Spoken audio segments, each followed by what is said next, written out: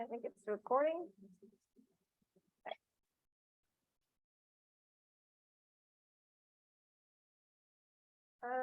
So, not to be dramatic, but our world is quite literally burning up. I forgot. Yeah. All right, let me start over. Yeah, it's good.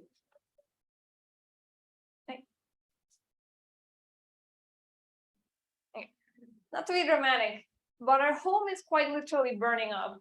Climate change is destroying our planet, and it doesn't seem like we're going to be able to stop it in time. Politicians and big industries don't seem really interested in making any meaningful change. And so for many, the future looks bleak and hopeless.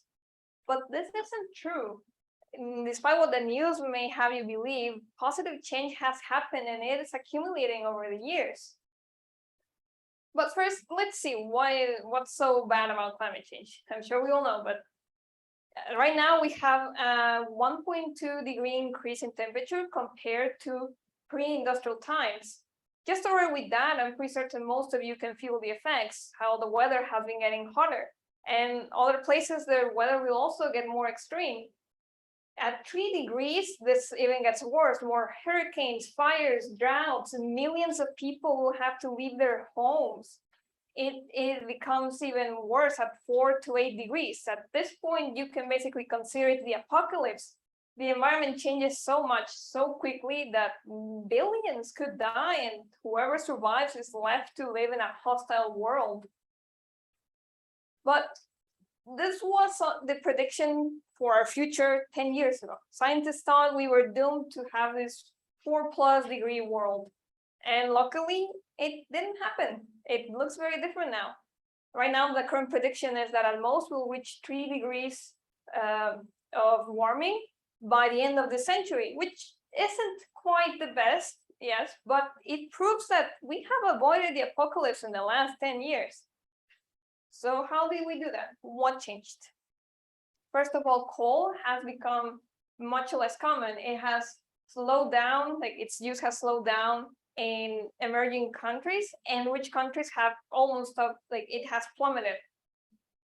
3/4 of the planned coal plants in 2015 have been canceled. 44 countries have committed to not building anymore. And it's just not a good business decision even to invert in coal. In renewable energies have become so much more cheaper.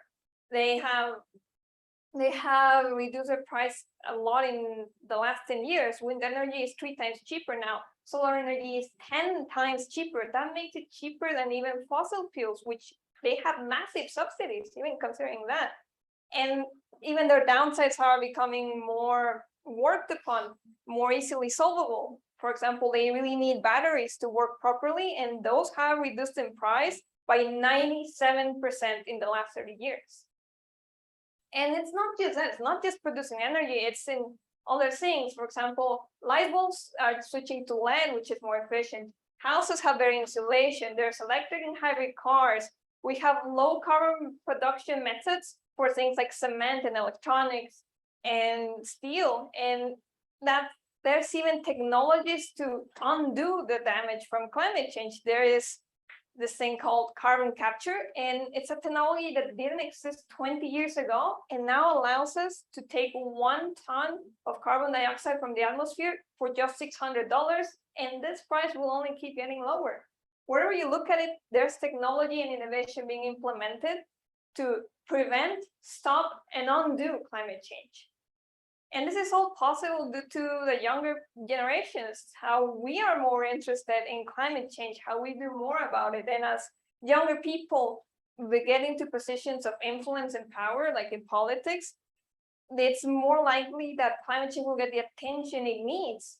And there's also smaller things, how we promote using less plastics, like plastic bags and bottles, and saving food waste and electricity, and all these little things that we can do by ourselves that really do add up when you count them. So should we be hopeful again? What's the point of looking at the positive side, right? It's all a little hopeless. It all still feels really sad. And that's true, but it's not what we should believe. It leads to apathy and hopelessness. And that is precisely the biggest hurdle that stopping climate change has. We cannot give in to this hopelessness. For change, we have to believe that change is possible first. And we have no lack of evidence that this is true.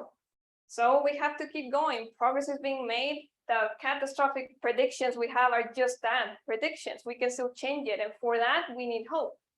And I hope I gave you a little bit of that right now, that you still have a future, even if things are serious, that taking action today is still worth it. Thank you.